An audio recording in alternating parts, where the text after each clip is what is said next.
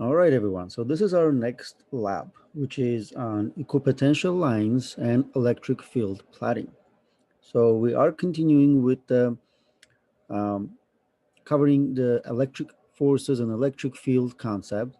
We also now going to be including the electric potential as a concept. That means, in a way, two important things from this, from this lab that are you should know from your lectures is what is electric field and what is electric potential. So, electric field, generally given with E, is a vector quantity. So here's E as a vector quantity. This is generally due to some kind of charged particle. That means if you have a charged particle, so let's say here's our charged particle, and this charged particle basically either positive or negative. It can be positive or negative. So let's say start with positive. One of the things we have here is for a charged particle is that even if there are no other charged particles there, this charged particle has an effect on the space itself around it. That means it alters the space around it. And one of the ways that it affects and alters the space around it is by generating these electric fields. And the electric field as a quantity is a vector quantity. That means if I'm choosing electric field at some point P, so let's say some point P, which has a, let's say some distance r from the, let's say this charged particle, usually known as a source charge, there is then electric field that we can calculate because of this, let's say, source charge. That means this charge generates this field, and this field has a magnitude and direction, which we can calculate, um, and let's say present the direction as an arrow like this. That means this is the electric field, for example.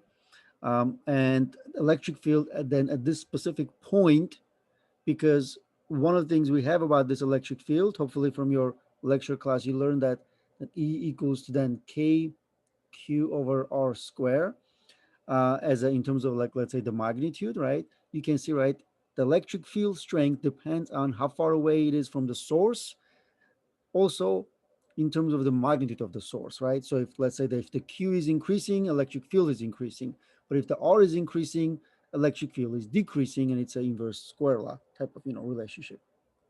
All right, so this is then the electric field. That means at any point around this source charge, I can find or calculate electric field that it generates.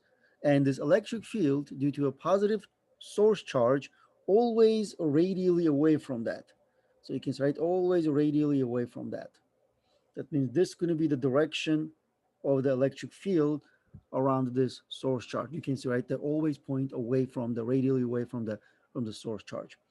So that's why one of the things we can also do here is we can look at, simplified electric field lines, which are in a way just a line that I can use to draw the electric field. That means along the radial line, electric field is going to be in that direction. Along that, no, electric, this radial line, electric field is going to be in that direction, and so on and so forth.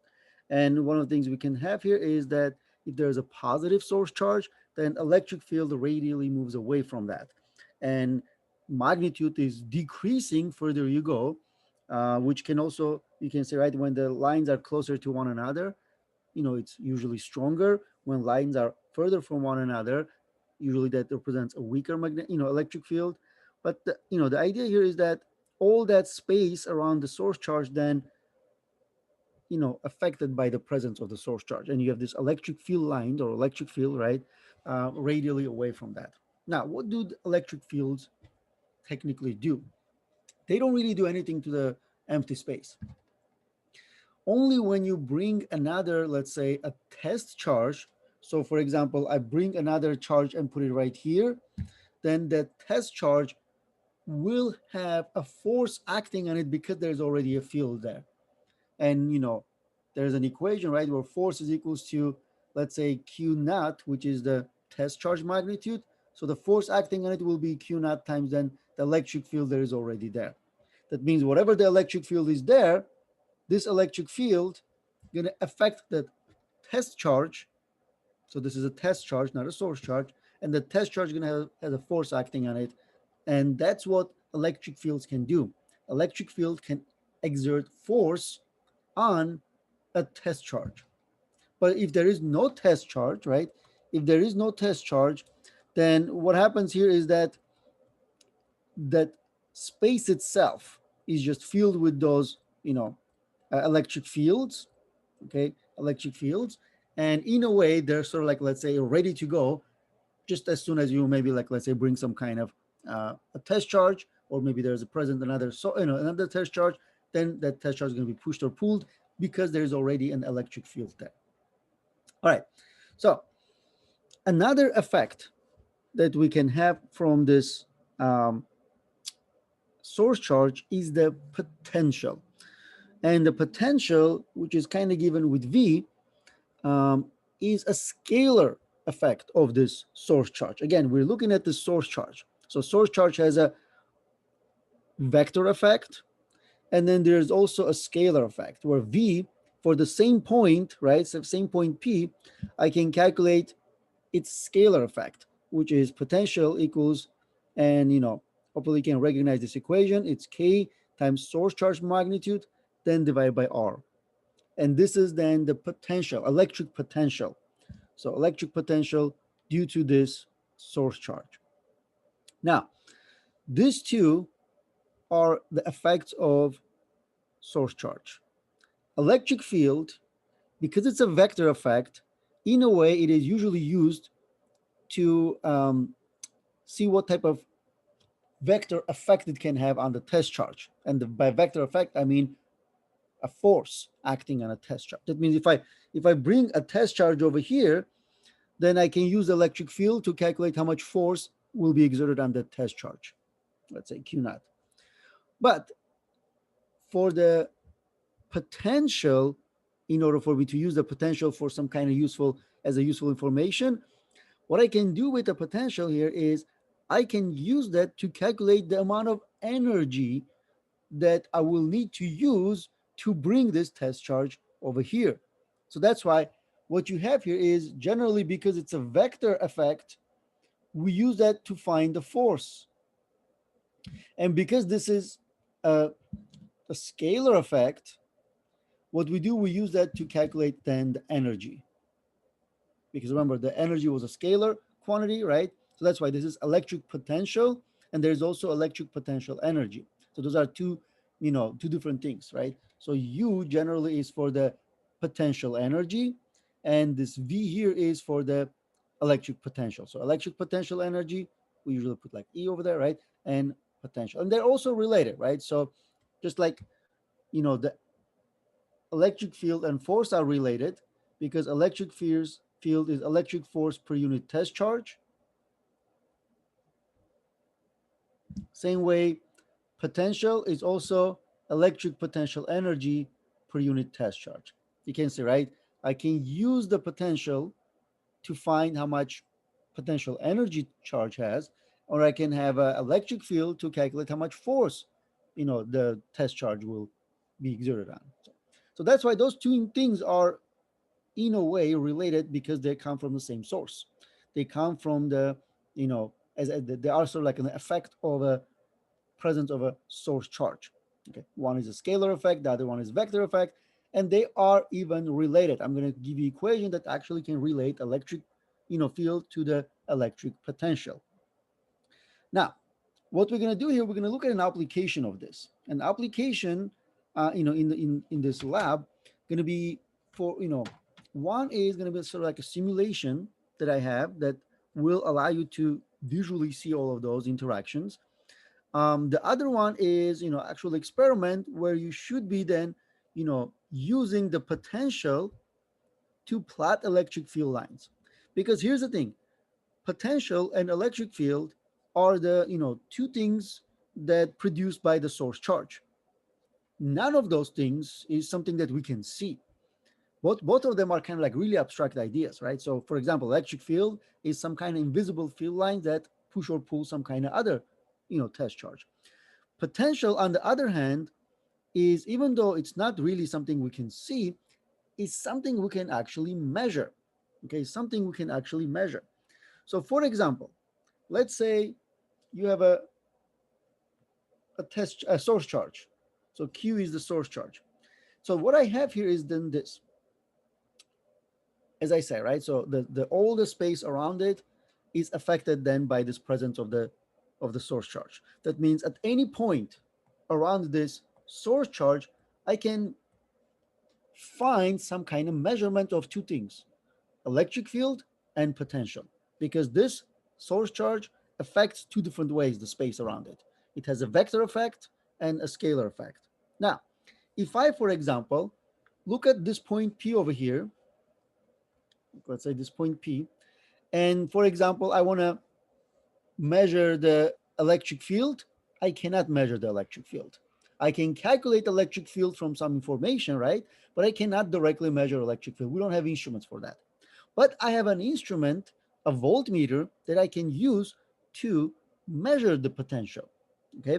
So let's say then I measure the potential here, V, because this is some, distance R from that. I can, basically, both calculate and measure the potential.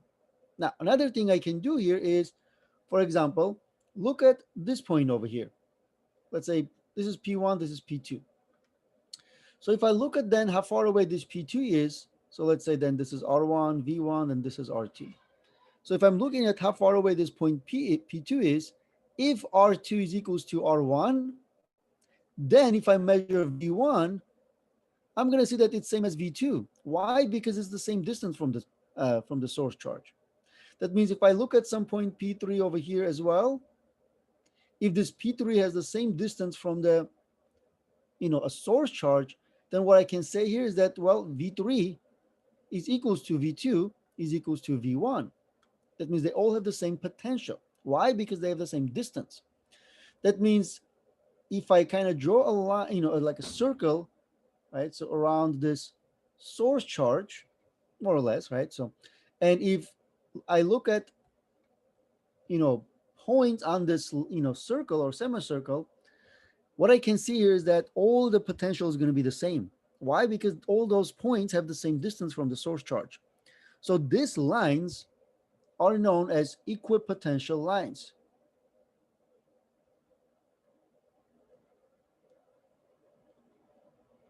And I can measure those lines because, again, as I said, right, so I can use a voltmeter instrument, right, and I can measure the potential, all of those points, and I can see they're all going to be the same. So I can have measurements of equipotential lines, and I can basically, sketch that, let's say the equipotential line itself, if I have enough measurements. Now then, how can that be useful to me? Well, one of the things I can do, if I have the equipotential lines, then I can use them to get E lines, which is electric field lines, because the electric field lines always, well, let's say E lines, right, always perpendicular to the equipotential lines. Let me put EPL for the equipotential lines. So electric field lines are perpendicular to equipotential lines. So let's say that red, semicircle is the equipotential line. That means I can draw now the electric field from that source charge such that it's always going to be then perpendicular to the E field. Perpendicular to equipotential lines. See, now I can draw this electric field or electric field lines if you want. See, they're all perpendicular, perpendicular, perpendicular. That means I don't know what the shape of this equipotential line is, but I can measure, then I can draw that. And using that, then I can draw the electric field lines because nobody can see electric field lines. We can then, use equipotential lines to do that. And it becomes very useful when you have a little bit more complicated configuration. For example, let's say here I have positive source charge. And what I can do here is then I can, let's say, measure the equipotential lines. If I measure the equipotential lines, then I'm going to get one, equipotential line like this. That means all around, all of that red circle, right? Potential is exactly the same. Then I can have another one and another one, right? So let's say those are, well, maybe a little bit. So those are then my equipotential lines. Then I can use that to draw my electric field lines, because the electric field line is going to go like this. So this is how we know that electric field lines always radiate away from the source charge. They always go, like radially away like this, because they always have to be perpendicular to the equipotential lines. But now, what if I take and bring another negative charge over here? So this is like, let's say Q1 or Q plus, and then this is Q minus. I bring a negative source charge over there. Well, what happens here then, this equipotential lines change because electric field lines also change. So one of the things we will see is that electric field actually gonna, instead of going straight away like that, is gonna bend and go and terminate at the negative. So this guy gonna do this one gonna do that, this one gonna do this, and so on and so forth, right? So all of those equipotential lines now gonna start from positive. It's not, sorry, not the equipotential lines, the electric field lines. Start from positive and go and terminate at negative. Now the question is, how do we know that? Well, we know that because we can then calculate the potential or find equipotential lines and then draw the, from equipotential lines, right? Draw this, electric field lines. Because this equipotential lines no longer going to be nice circular, shape like that. They will change. They will, be something like this. All right. And you can see, right, always more or less I can find the perpendicular, maybe like, let's say now it's going to go like this and terminate like that. So we can, kind of use that. I'm sure you guys have probably talked about this in your you've seen it in a lecture class, right? But this is basically the idea for, for this. All right. So that means we can use this equipotential lines because they're perpendicular to electric field lines always, allow us to draw this, electric field lines. All right. One interesting configuration we're going to look at is a parallel plate.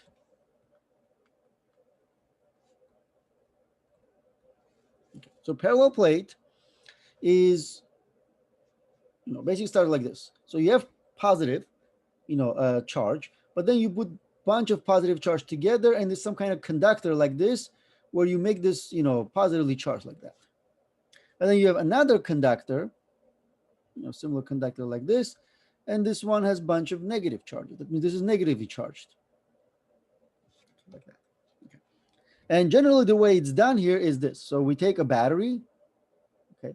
So battery, has two terminals, positive terminal and negative terminal. So if you connect the positive terminal of the battery to the, left plate, so then it's going to be then positively charged. And if you use this negative terminal to connect to the right plate, is going to be then negatively charged. So you have pretty much positive plate and negative plate. And one of the things we have here is then we also have now pretty much two sources, right? One is positive, one is negative. And according to, let's say, what we just talked about, those two affect all the space around it. Now, one of the things I have here is this. If I connected, those plates to the battery, then one of the things I have here is this battery, which generally has voltage. Remember, voltage is known as a potential difference, between 2 points. When we say voltage, voltage is the difference between positive plate voltage and a negative plate voltage. That means delta V is just, as I said, right, it's a voltage. So a lot of times we call like VT, which is terminal voltage. All right, so terminal voltage. Okay. For example, if your battery, let's say if your battery is 20 volts, just giving you like, let's say like this delta V, right? Potential difference between, voltage of your battery is 20 volts. This means that the difference between positive and negative terminals of the battery is exactly 20 volts. Generally, the way it's done here is we take one to be, the positive one to be 20, the negative one to be 0. So that's why, for example, see if I connect positive terminal to the left plate, so then the voltage of the left will be same as the positive terminal, so will be 20 volts. Then if I connect the negative terminal of the battery to the plate on the right side, then voltage of the right plate will be same as the negative terminal. In this case, will be 0 volts. Okay. That means this is going to be positive, this is going to be zero on the right side. On the left side, we're going to have a 20 volts. Okay. One thing that we can measure also is that if you look at any point between these two plates, then you have two things. All that region between them and also around them, right? But we're going to concentrate sort of like between them.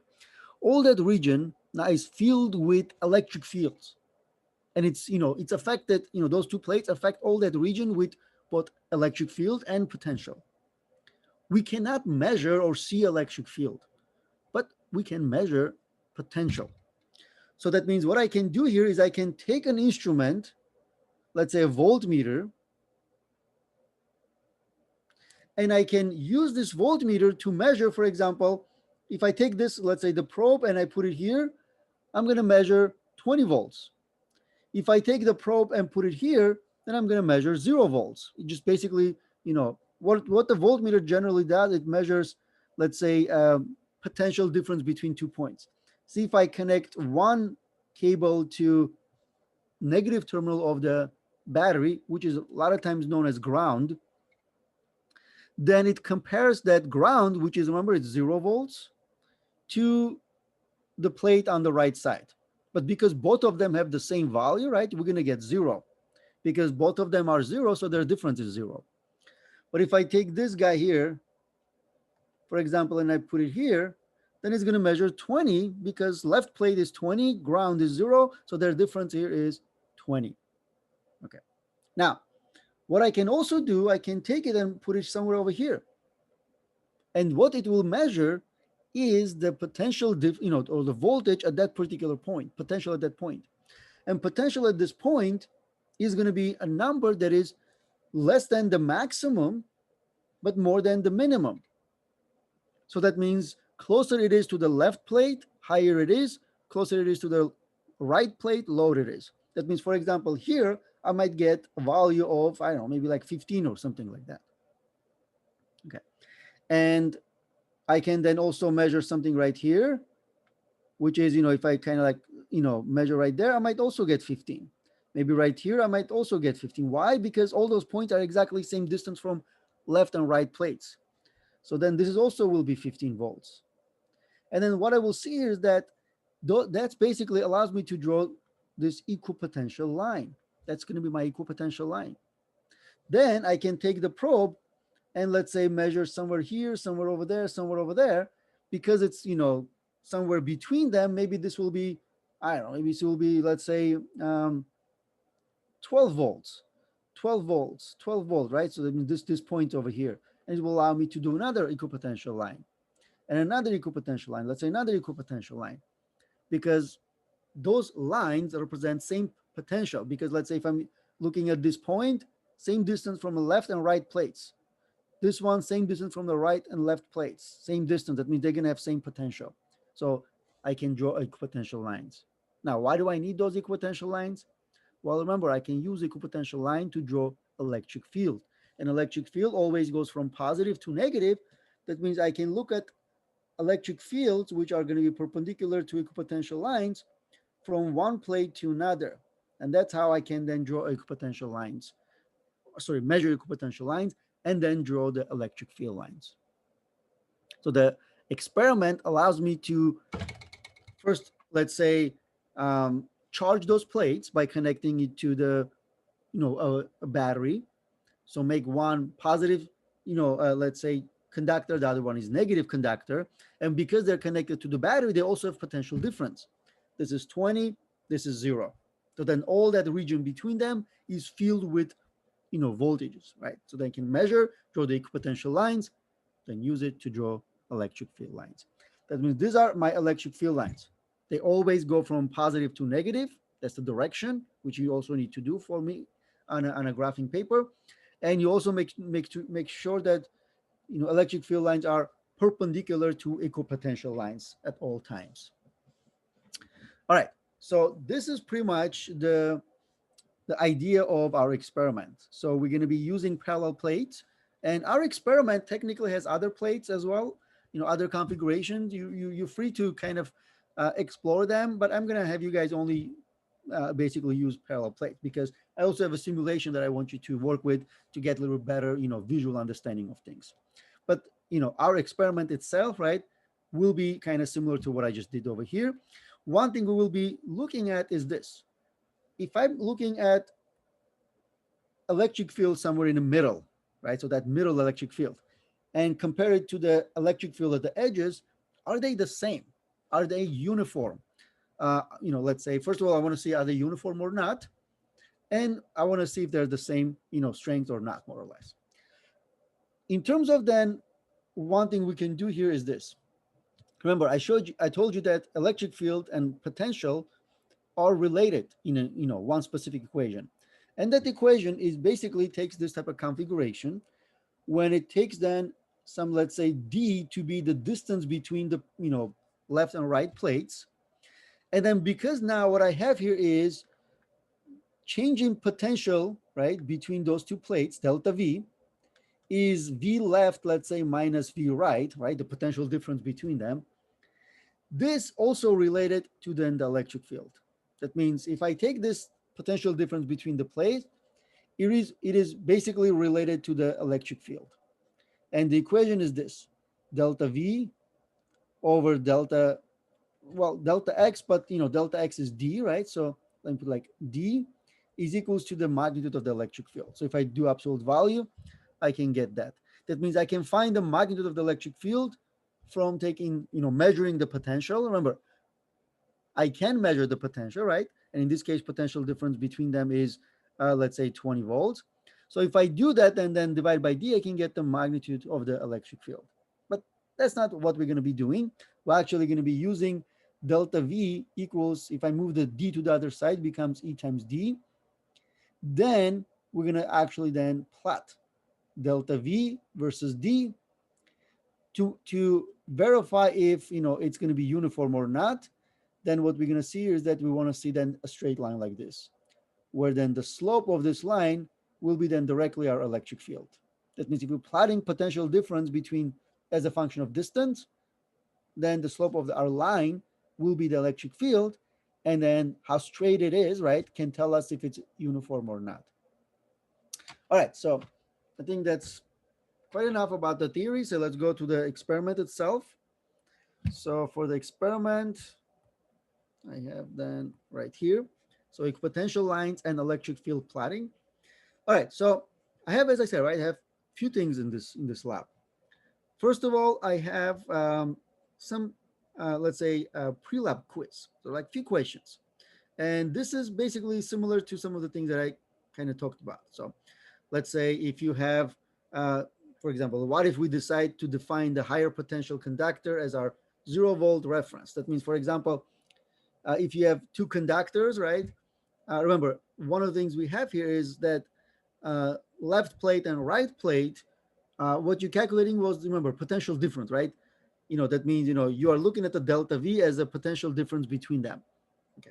So if the delta V was plus 9.5 volt, and if you sort of like, let's say, change, right? So let's say define one to be 0, the other one, what will be, the measurement be? Let's say if you take the cables and switch them, sort of like, let's say, what will be the value of the reading? All right. So one of the things about this is um, some of this type of quiz questions. My goal here is for you guys to learn. So that's why you're gonna try until you get it right. That's why I have 3 submissions. So you can try and try and try and until hopefully you get it right. So some of those preliminary equations, right? You can write E equals negative delta V delta X. One of the things I have here is this is, remember, this is kind of like a quick equation that we are looking at. One thing I have, that negative sign is important too, because for example, if I have this, left plate and the right plate, I can even figure out the direction of electric field by looking at, let's say, the potential of each plate, or I can use the electric field direction to figure out which plate is at the higher potential. Because this equation says that E is equals to negative delta V over delta X. Delta X is the distance between the plates. This negative is important because that negative tells you that electric field always goes from higher to lower potential.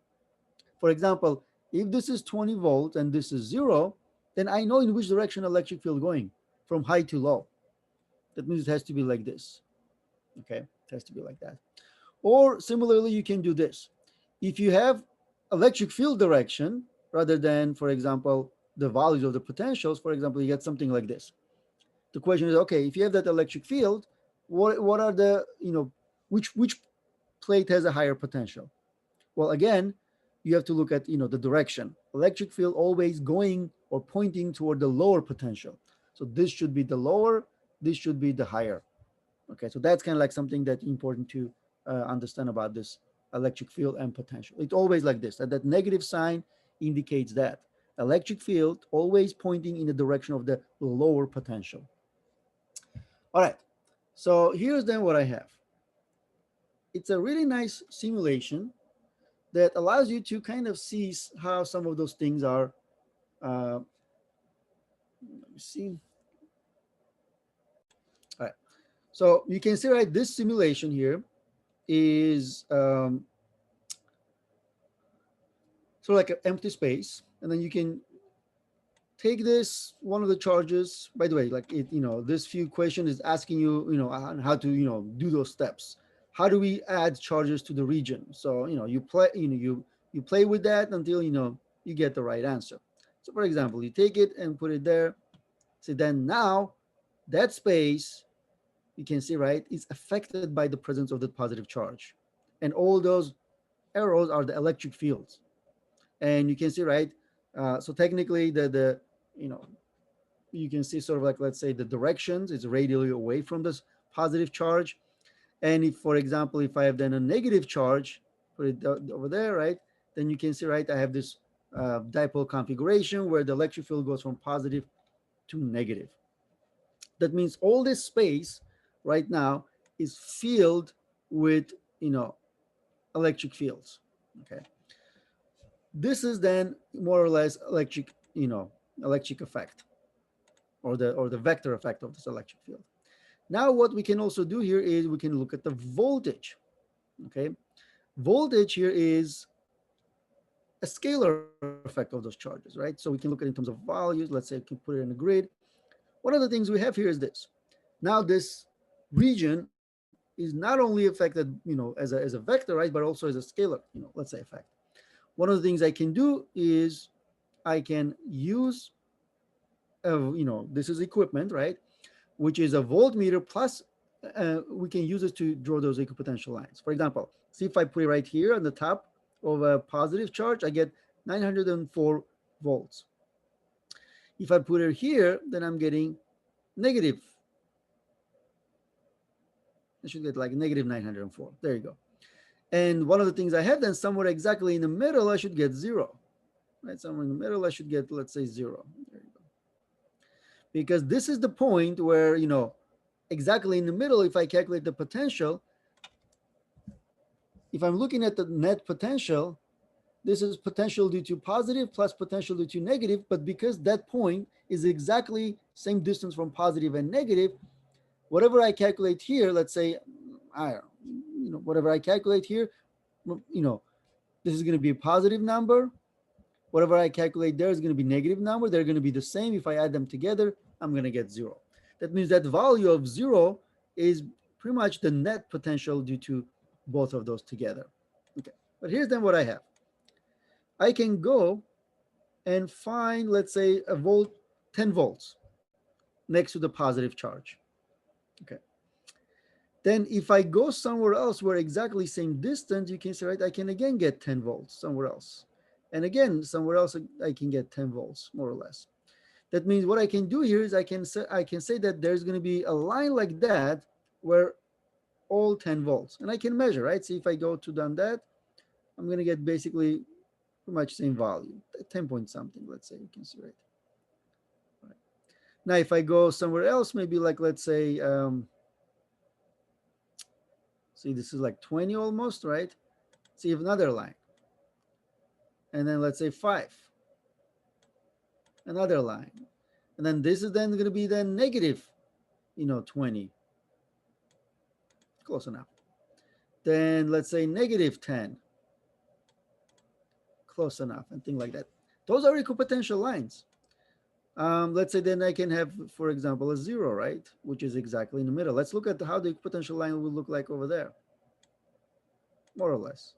So it's going to be pretty much a straight line like that. And then I can always, do those equipotential lines. And you can see, right, these are how the equipotential lines look like. And what are we doing with equipotential lines? We're using them to draw or verify the electric field. See, all those electric fields, those arrows, right, perpendicular to those field lines, to those, equipotential lines. That means you can always, you know, measure those equipotential lines, draw those equipotential lines, and then draw the electric field because they're always going to be perpendicular to the equipotential lines. Anyway, so it's a nice visual way of, kind of like seeing all these things, understanding and things like that. So I'm going to have you guys play with that. So because once you do that, once you have some kind of idea, then we're going to look at an experiment.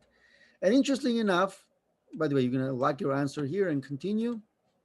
So the cell membrane is actually very similar to the parallel plate, that we are considering. So for example, as you can see, right, same cell membrane divides the inside and outside of a cell. The outside is positively charged and the inside is negatively charged. So in a way, one thing we can do here is we can pretty much model it, model the membrane, the cell membrane as two plates like that. And we should then measure the potential difference and understand that between them, right, there's an electric field. And, an electric field then can push the charges if there's some kind of open channel and things like that. All right, so here's again. So this is then the model for the parallel plate. And one of the things we're going to do here then in the experiment, right? So you're just like the previous experiment, there is a video where you watch and then you make a measurement. And I have all the instructions here, pretty much what you need to do. I'm pretty much going to talk about that here, but feel free to read that on your own later.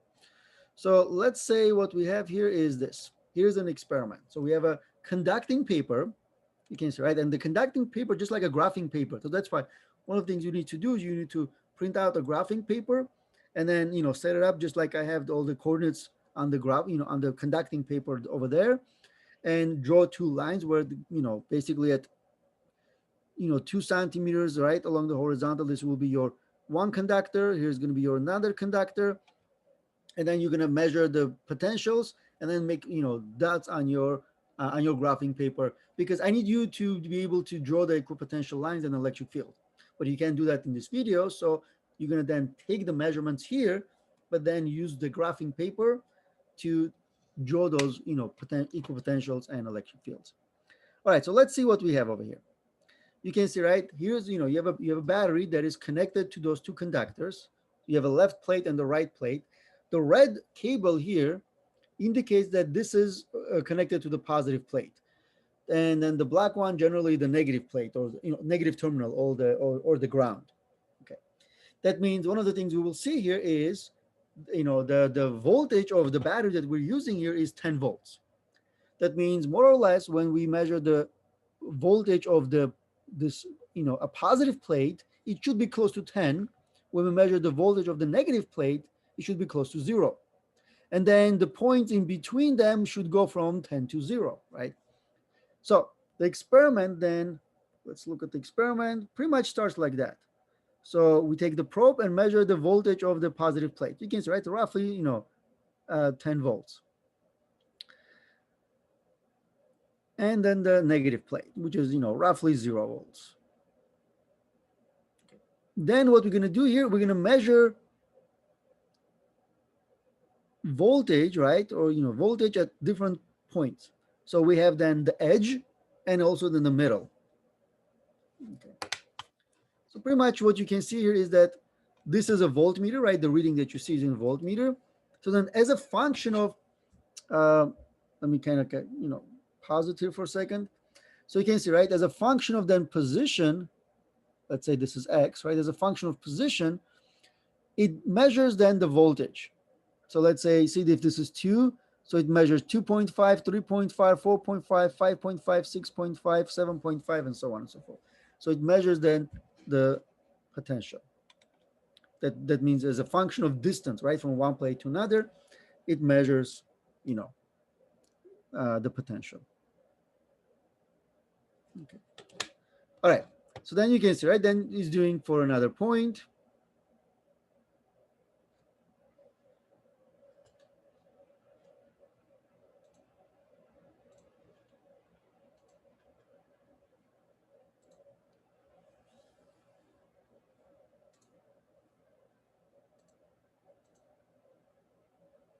And then closer toward the middle.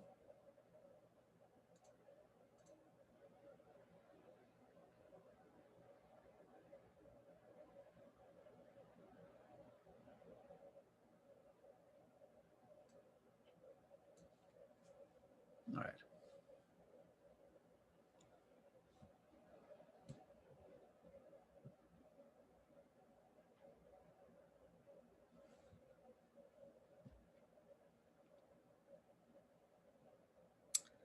All right. And it's pretty much going to continue like this. So one of the things I need you guys to do then this.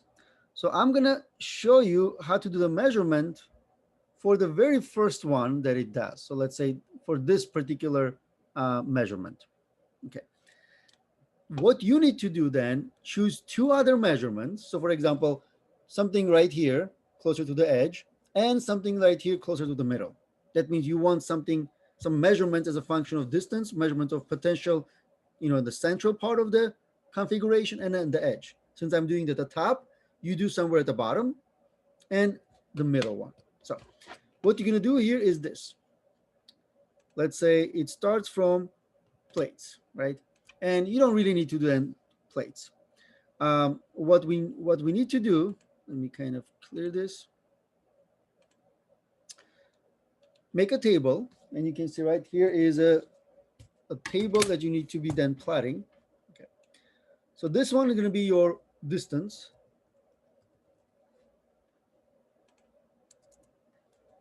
In centimeters. Let's say the variable can be X. Then here I'm going to have the voltage.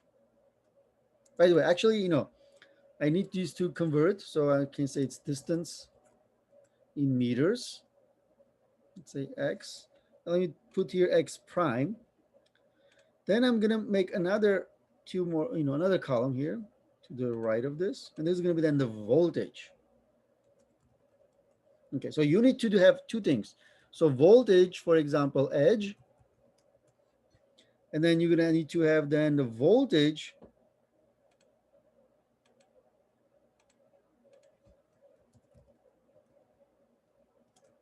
let's say center. Okay. Now, let's say the distance, for example, you can see, right? So it starts from left, goes all the way to the right. So in a way, it doesn't really matter how you make the measurement. So, for example, one of the things I want to do here is I want to maybe have a straight line. And I want to have like a positive straight line. So one thing you can do here is you can say this. Okay. The distance between, let's say, it's right here, right? So let's say distance from one plate to another plate is 10 centimeters. Okay. Where this is 0 and this is 10. Then remember, first measurement was here, right? First measurement is going to be here. And then the second measurement is going to be there and there and there. That means I start from 9.5 from the 0 plate, then 8.5 from the 0 plate, then 7.5 from the 0 plate, and things like that, right? That means that's going to be my, in terms of how the measurements are done. That means my first position is this one. Like, again, I'm referencing the left side like this. Second position, then third position, and things like that. So what I will do then, let me clear this, is when I looking at my distance. So this is then 9.5 centimeters from the right plate. Okay. So then 8.5 from the right plate to the left, right? Then 7.5 left from the right plate and 6.5 and so on and so forth. Distance then has to be converted to meters. So what we do, you use a formula where you take the distance in X prime, right? Which is in centimeters, convert to meters. What you just divide by 100. and it's just going to give you then in meters. Then you measure the voltage. For example, you go here. So this is then measurement of the voltage at 9.5. So you can see, right? So you basically go and see the measurement when it's pressing kind of hard. So about, I would say it's 7.258, right? So then 7.258. Again, do not use my measurements, right? So you're going to do two other ones. They're plenty to go. And then let's say it goes to the next one right there. So it's 6.65, more or less. So 6.65 volts. And then goes to the next one. Then this is 6.047. Okay. And 5.446, let's say, and so on. So that means this is basically what I need in order to do this plot to verify if the electric field is uniform and what is the value. For you to draw the electric field, you actually need to then use all the measurements that for the entire video, and you can remember plot this on your um, graphing paper. So you're going to print the graphing paper, do the, let's say scale.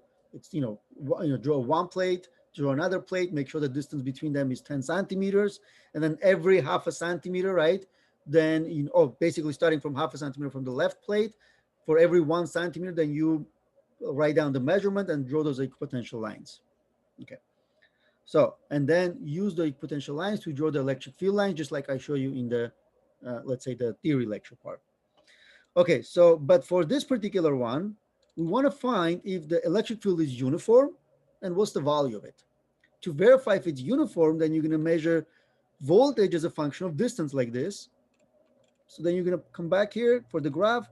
Then you're going to plot on the, voltage on the y-axis, and then distance on the x-axis. But you want, like, let's say distance in, for x, right? So in meters. So this is what you get.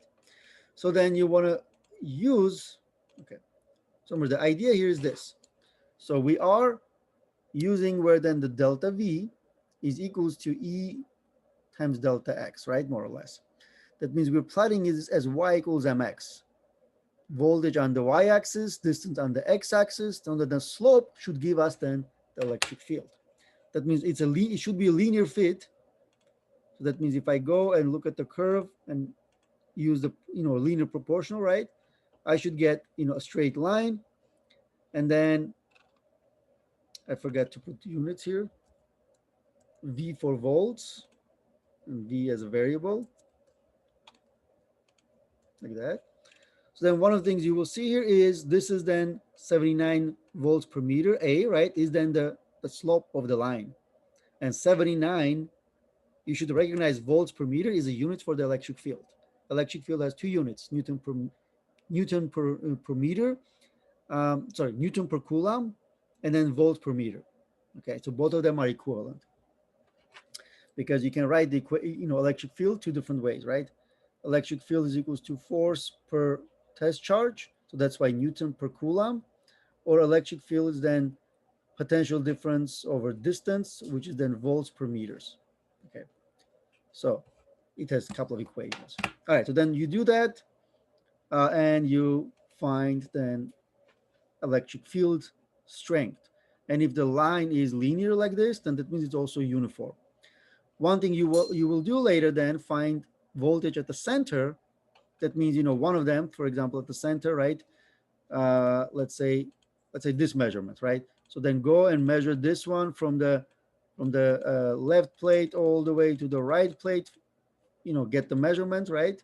And then come back here for the graph, and then have two plots. We can say add a column, and then go and then use the center one as well. And then what you will see is that, for example, if I do here, I don't know, 7, or maybe let's say 8, 7, 6, 5, right? So you can see, right, you're going to get two graphs. So you can then do the plot for the second one as well, and then be able to see both of them. I know something I think is not correct here.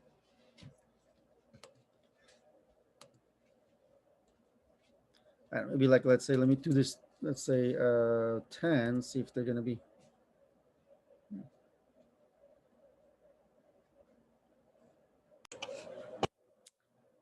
All right, so let me actually try to remove them. So let me see another one at the center, curve fit. Okay. So I guess my data points are too close to one another, but when you do the measurement, you'll get something a little bit different. So you should be able to see that there is going to be a little more uh, difference between them, a lot more visible difference between them, center compared to the edge. All right, so that's pretty much it for this lab. Again, hopefully you understand what needs to be done. So in terms of using this video to get the measurements of distance and voltage and plot two graphs, right? On the vertical axis, you need to have two, both voltage edge and voltage center as a function of distance. So you're going to get, two different, slopes, two different lines. Then also this video going to be used as a reference to draw by hand. Again, that information I give you, use a, graphing paper, right? And then just down, I think in lab 1, right, I do have a graphing paper. You can just use that. You can print it out.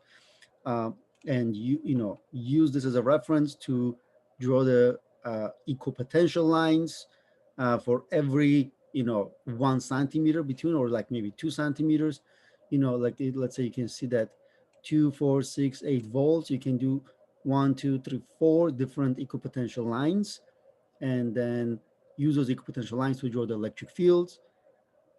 That, remember, it has to be perpendicular to those equipotential lines, and then don't forget to give me the direction of those electric fields. All right, that's it for now.